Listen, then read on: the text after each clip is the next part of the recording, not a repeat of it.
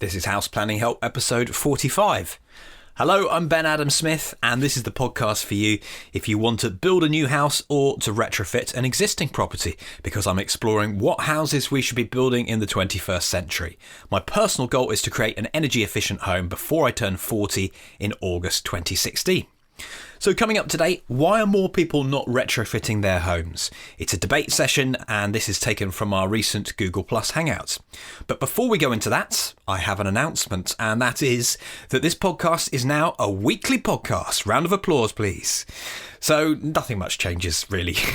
It's the same guests, the same quality, or trying to preserve it at least, trying to answer your questions. And I really would like more international guests, although I must admit I'm struggling a bit more here. So that's the idea. Each week you'll get a podcast, and then we just continue as normal. So with that completed, let me introduce the panel who are on our Google Plus Hangouts. Managing editor of Tree Hugger, Lloyd Alter. He had his input, which was good. We had Matthew Cutler Welsh, host of Homestyle Green, and also writer and blogger Roger Hunt, who also is the co-author of the Old House Eco Handbook. So we got them all together, getting various opinions from various parts of the world.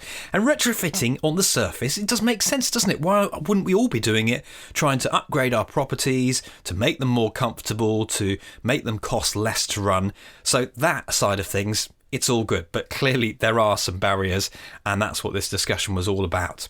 So I started by asking Lloyd about whether retrofitting was really on the minds of people where he is. Yes, I'm in Toronto, Canada, where we've just had natural gas prices double this week because of the demand from this winter. And retrofitting is a big issue, and it's not on enough people's minds. It should be, and the problem with it here is that people do all the wrong things. That the window salesmen are very powerful, and they spend a lot of money on advertising. So you're getting all kinds of people saying, "Oh, I just put in my new double glazed windows," and they went from an R value of 2.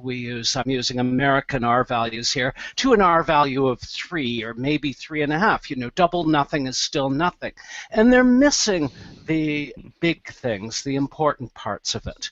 I'm going through a major retrofit right now, and what I'm in fact doing is taking my house, which although I'm in a very small lot, is 3 stories high and it's 6 bedrooms, and I'm duplexing it so that I will live in a much smaller place, that I will have, when I'm finished, instead of the 2 of us in our house, I will have 6, so that the energy use per capita in the house will drop significantly. And while I'm doing it, I'm getting rid of the leakiest part of the house. It's the sunrooms that were added on the back that are glass and 3 walls, and replacing them with proper construction.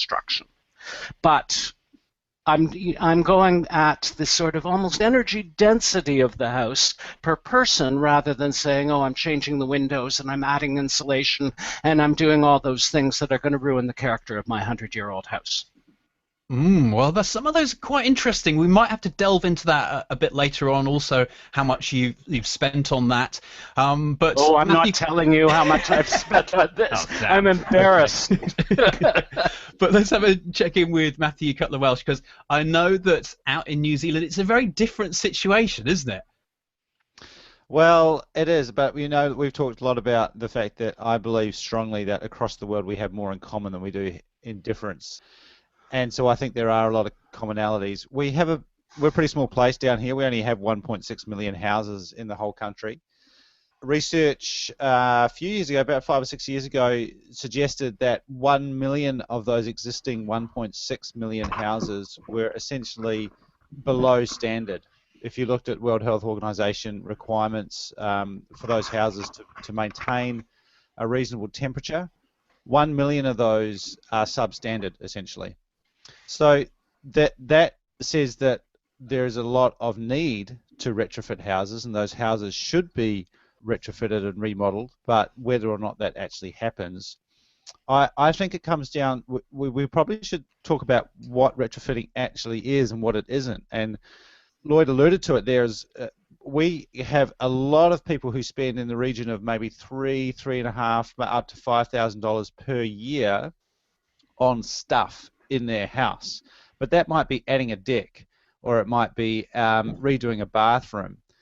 But none of those things are usually improving the performance of the home. And when I used to sell insulation, I used to ask my team what they thought our biggest competition was, and it wasn't other insulation companies. It was people selling timber for outdoor landscaping, and people selling fancy bathroom fittings, because people have got only a small amount of budget that they're going to allocate to improving their house. They're probably going to do it on aesthetics things first. Yeah, I think you've hit it spot on there. There are all sorts of different issues, but I guess priorities have got to be up there. We'll move on to Roger for now, but we're definitely coming back to that point and some of the other financial implications of what you might want to do. But Roger, the UK is pretty poor, isn't it, compared to the rest of Europe? We have some of the most inefficient housing stock of them all, and some of them are lovely buildings, though. So what's our situation? Well, I think the problem is we've got the oldest housing stock in the world, some 26 million homes in Britain. About 500,000 of those are listed buildings, which means they're old buildings that have sort of need to be cared for in a special way, and they're protected. And about 1/5 of our dwellings were built before 1919. So we've got a huge problem with very old buildings that we've got to deal with. And those buildings are also responsible for about 26% of Britain's carbon emissions. So we've definitely got to do something, but it's how we do it. And I think one of the problems is there is a lack of knowledge about how we should deal with those buildings. Certainly amongst the general public, we are gaining greater knowledge now amongst the professionals, but we are still seeing things, I think, that are being done that are maybe not appropriate in the long term. We may well be ripping out some of certainly the insulation solutions that we're seeing. I think we may see them ripped out down the line, and 5, 10, 15 years' time, we might be regretting decisions we've made now, because we're dealing with a huge stock of solid wall buildings that need to breathe, and they need to work in the way they were designed to work. And if we start putting insulation materials on that can't breathe, we're going to end up with problems. And we talked about windows earlier there, and I think windows are also another issue that there are a lot of inappropriate windows being put in that are also devaluing properties, and very long payback times as well. I mean, I'm seeing payback times of 97 years quoted for some replacement windows. And in the process, we're losing wooden windows which are going to landfill, which are equivalent to an antique chair or something being thrown on the skip and going to landfill. So I think there are a lot of complicated issues. We've obviously got to do something, but it's how we do those things. You mentioned all sorts of interesting aspects there, and maybe we can go through them one by one. But let's start with this then. Is it actually just too difficult, and there's too much going on for the average person that really they're not going to do anything unless they're forced into it? Would that be a good assessment, Lloyd? No, I don't think so at all. The problem is, I believe, that people don't have the right information, that the construction industry and the renovation industry is basically built around the idea of selling people stuff. And so new windows, for instance, again, are one of the best examples. I mean, they're called replacement windows for a reason. Every 15 years, you have to replace them again. And the fact of the matter is that, I've heard stories, calculations of payback time on windows of 400 years, and as well as changing the whole character of the building. I'm going to drop a link to a site that's from Minnesota that sets up a sort of a pyramid, a hierarchy of things that you could do. If people really cared about saving energy, they could do the absolute best things necessary to do it for almost no money at all. And that includes proper thermostats, it includes caulking and weather stripping, sealing. That's the single most important thing, and yet people don't do it. As you mentioned earlier, they invest instead in granite counters or things that people see, like windows or solar panels on the roof, because that's what people get value out of it, because they can see it, and nobody sees caulk. So that's the fundamental problem here, is that people don't have the right information and they're putting their money in the wrong place. I don't know, maybe it's worth talking through your pyramid. Have you got it up on screen, or just some of the basics and how that leads on to other things? Well, I've got it on the side. I mean, I don't want to hit the screen thing again because I'm afraid it might all go wild. But if you can click on that link that I put into Minnesota. But I also want to pick up on another point that Roger made, that we have a huge problem with our historic buildings in Canada, where we go through a much more severe freeze-thaw cycle than you do in Britain, where people are going and they're adding inches of polyurethane foam to the inside of 8-inch old brick walls. And suddenly now it's heat that drives the moisture out of those walls. And without the heat there leaking through the walls a little bit, what you're getting is the moisture in the walls freezing in the freeze-thaw cycle and destroying the walls. So people are coming and saying, oh, I'm doing the right thing. I'm gutting my house. I'm spraying it with R40 worth of polyurethane information on the inside. And 10 years later, the house is garbage because the brick has just disintegrated through the freeze-thaw cycle. So that can't be all practitioners who do that. That must be something that's wrong in the design. Because if I'm not saying that that is the way to go, but certain people, if they do deep retrofit, they know what they're doing and they've allowed for all of these things. I'm not saying I'm one of these technical people, but there must be some people. Go on, Matthew. Ben, I think that's a big assumption there to say that people know what they're doing if they're doing a deep retrofit. I mean, that's the same. That would be, following that logic, we would assume that people who are building new houses today know what they're doing. Very good point. I get the impression that people don't know what they're doing. Certainly professionals, they are thirsty for knowledge, and they're buying my book, and they're certainly coming on courses I'm running. I'm finding a lot of professionals that are there. So I want to see that book, by the way. Send me a link. This is it. Oh, Roger, look at you. Perfect. I love that little plug. If you're listening to the audio feed of this, he won't get that, but Roger is now holding up his book.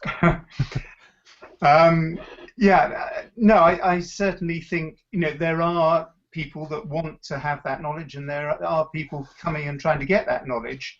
But of course, we are in a time when we are still trying to understand the physics of all of this and what materials will work and the systems that are going to be satisfactory.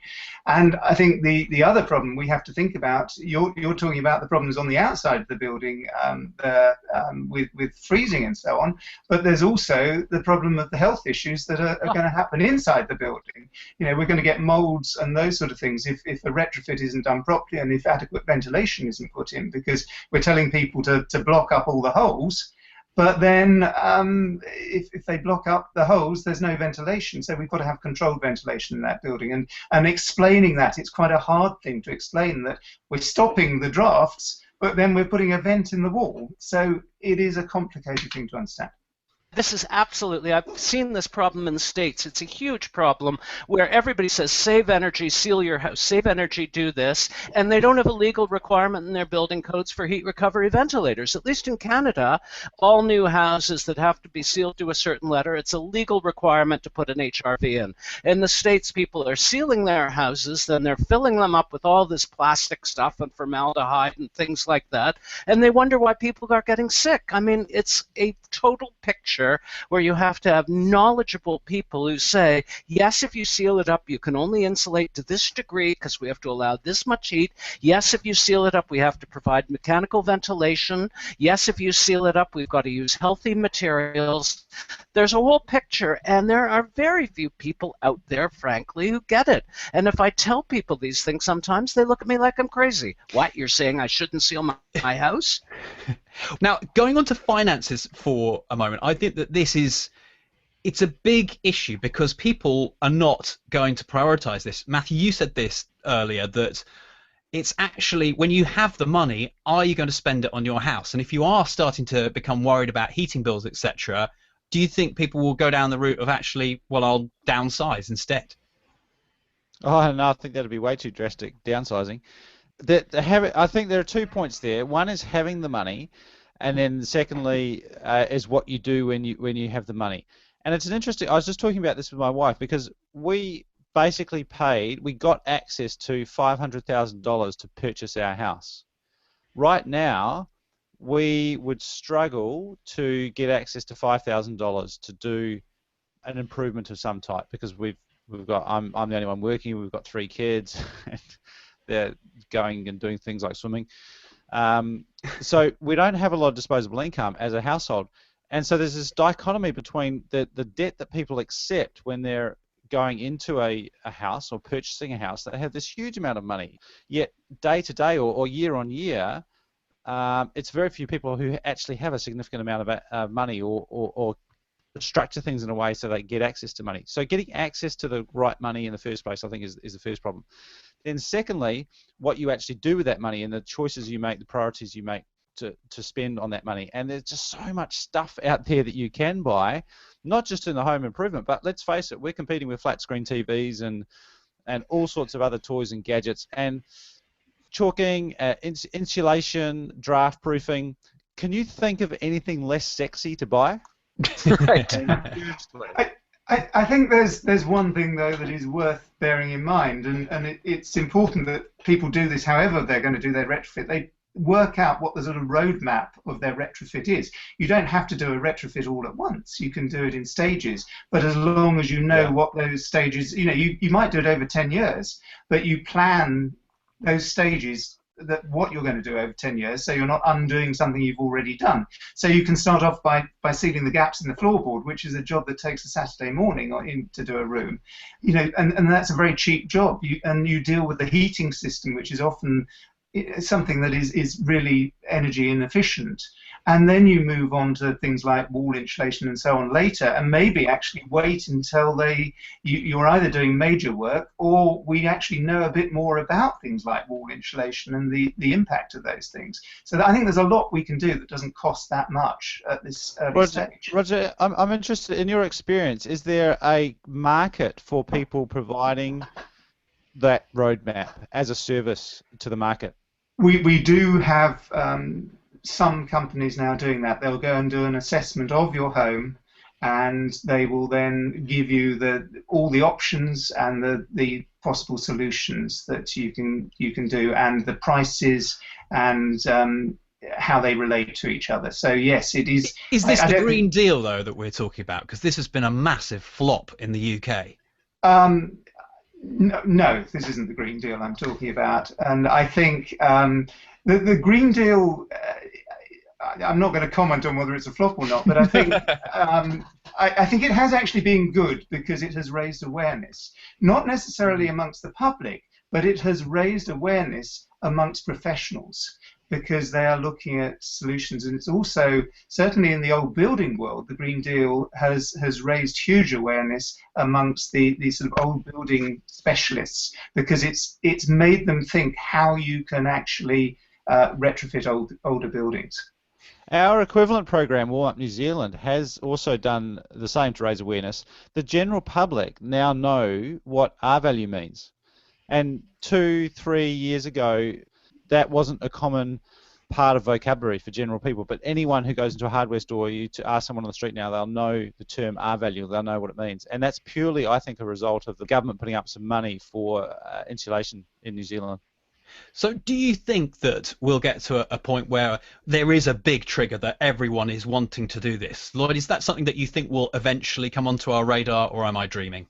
No, you're not dreaming, and it's going to happen for the same reason it happened in the 70s. It's going to, everybody where I live in Toronto is paying roughly $600 more this coming year for natural gas than they did last, because last year there was an oversupply and it was cheap, and now it's incredibly expensive. And $600 a year, they know, if you look at how much does that finances $6,000 to $10,000 worth of corrections and alterations in their house. So people are going to start investing. The problem with energy in North America is it's just been too cheap. It doesn't put enough pressure on them. Now, the strategy that I'm taking of downsizing my house so that I have rent coming in to help paying for those things is also, I think, a strategy that we're going to see more and more of in North America, where the great proportion of people are overhoused. So you're seeing a big move into smaller places, into apartments, and a big changeover in the way people are living. And of course, my whole thing that I go on, the single most important energy saving thing that you can do in the whole world, is getting your bicycle. And so, I think people are going to start getting their priorities right. No, I like the sound of that, and I guess we're coming towards a close in the next few minutes. So, are there any other main issues that we feel we haven't mentioned yet? Anyone to chip in here? Well, I just thought of one, which was the industries beyond our technical areas. I'm thinking insurance and valuation and real estate industries. And I'm excited by what I've seen in the last 12 months going on in the US. I don't know if you can comment on this, Lloyd, but there was an act passed in the US, I understand, or going through a bill that was going to require property valuers to incorporate the energy efficiency of buildings into that valuation, which I know from the market here, most valuers and real estate agents are pretty clueless on that stuff at the moment. But my hope would be that if people can justify investment in their property, not just for their immediate benefit, but for the future value gain of that property, then that might help them justify an investment. Yeah, we already have energy performance certificates in the UK, and at the moment I don't think they're actually driving the market at all, but I do think down the line they're going to begin to. And also, why are they not working now? Why are they not working? I just don't think people are really. I think that it's so hard to buy a house because of, you need a house in a certain location and all the other factors that come into trying to buy a house. I think the energy performance certificate is quite low down that list of priorities, and I don't think we've reached the peak yet where fuel prices. We're not seeing enough people in fuel poverty, and that sounds terrible to say more people need to be in fuel poverty, but I think until we see more fuel poverty, and I think it's predicted it's going to reach the sort of people that are quite affluent at the moment, soon are going to be in fuel poverty down the line. Yeah, so but Roger, that's not going to make people retrofit more, is it? It might make them just live without heating. How is all this going to happen?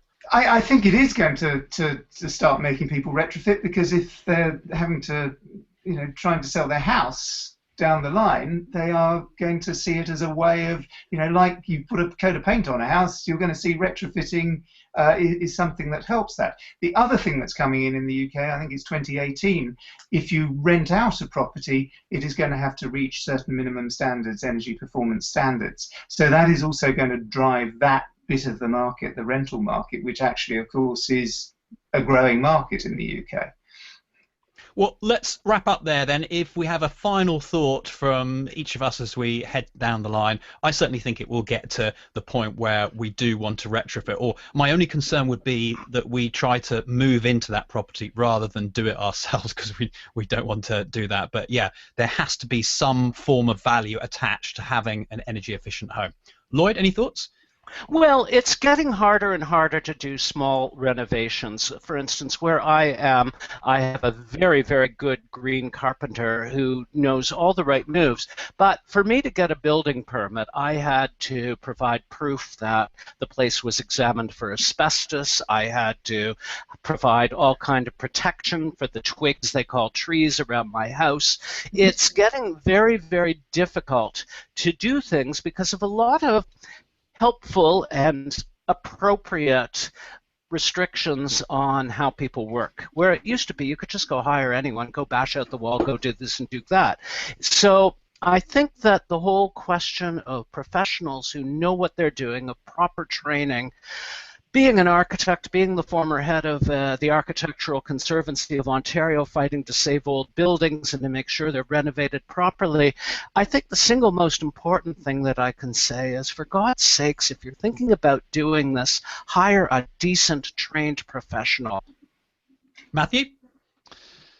Yeah, a couple of things. I think if you have a home, if you're in a situation like we are, where we're budgetary constrained on a weekly, monthly basis, and you really want to improve your lot, then definitely go out to banks and lending institutions, similar to where the process you'd go through if you were applying for a mortgage or a home loan.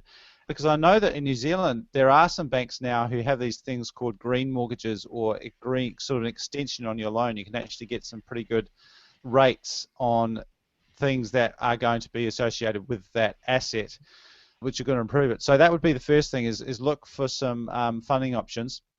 Secondly, if you are a designer or a builder, or an architectural designer or an architect, I'm really, really passionate right now about getting more houses seen by architects, because so many of our houses are designed and so much of our renovation work is designed, I'm using air quotes now, because they're not really designed by someone who does know what they're doing. So I implore you, if you are an architect or an architectural designer, you need to get in front of more people. And if that means tidying up your marketing or improving the way that you're seen by the general public, then that's what needs to happen, because I think more houses need to be seen by trained professionals as well. And Roger? I think education is the key to it, and I think the group of people we've really got to reach are the contractors, the builders who are doing the work, because so often we end up with a performance gap between what the architect has specified, or whoever has specified, even the homeowner has specified, and what actually goes into that house. Because simply the builder will cut corners. Not all builders do. I'm being very unkind to builders generalizing like that, but that is the trouble. And things like insulation are often given to the most junior member of the team, and they will miss out insulation when no one's looking. They want to go and have their tea break. They don't want to be stuffing insulation into holes, which is often a very, very unpleasant job. And I think if we can reach those people, I don't know how we do it, but they're the people we really do need to reach. And that's how our discussion concluded on why more people aren't retrofitting their homes.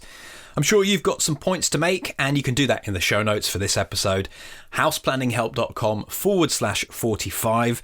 If your personal situation, you've thought about it, you've ummed and erred, then you're exactly the person that I would love to make a comment for this session. Also in the show notes, you'll find some of the key points, just so you can peruse those again, and links to Tree Hugger, to Roger's blog, and to his book, of course, Homestyle Green, which is Matthew Cutler Welsh's hub there that has got loads of content on, and I've featured in a recent show, which was great fun. If you'd like to join the panel of a future Google Plus Hangout, then that would be really good. I'm up for that. It's not really stressful. You don't have to be an expert. It's just a bit of fun. And if you enjoy talking about house building and have something positive to contribute, then that's why we do these. So I'll put a link in the show notes of how you can get in touch. Let's read out a couple of iTunes reviews. Absolutely a must listen, 5 stars, says NDS or something along those lines. I know I mentioned in a previous podcast that you weren't allowed to put your real name in iTunes reviews, but someone corrected me and said you are, so you get to choose this, and that's what you put. Anyway, to the NDS out in the United States, thank you for this review, which is titled Absolutely a Must Listen. Ben Adam Smith, host of this podcast, is a wonderful man, oh thank you, who knows how to interview quite well, ! He gets the questions answered I usually have not being there. If you're looking for a good green building show, look no further than this. The topics range and the content is pertinent to creating your own home as green and smooth as can be. Enjoy the show, I sure am. A little smiley face at the end, thank you for that. There's a nice international flavour to this. Danny still is in New Zealand, and this one's called Focused, Detailed and Approachable, 5 stars. Quality production and Ben's focused interviews with well-sought experts and forward-thinking specialists make this the premier podcast for custom builders and retrofitters. This podcast has given me many hours of enjoyment. Rating it took 30 seconds. Hit it, people. Oh, I like that. Encouraging others. Thank you, Danny. And of course, I'm still doing my challenge, my iTunes challenge of reaching 100 reviews by episode 50, bearing in mind we're on episode 45. I need your help. So if you can do that, I'd really appreciate it. Next time, my guest is Diana Woodward. We're going to talk about the house that she created with partner Celia Brackenridge. And this is what's interesting about it. It was manufactured on-site, not off-site, on-site. So we'll find out how that went in our next episode. I hope you can join me then. Cheers.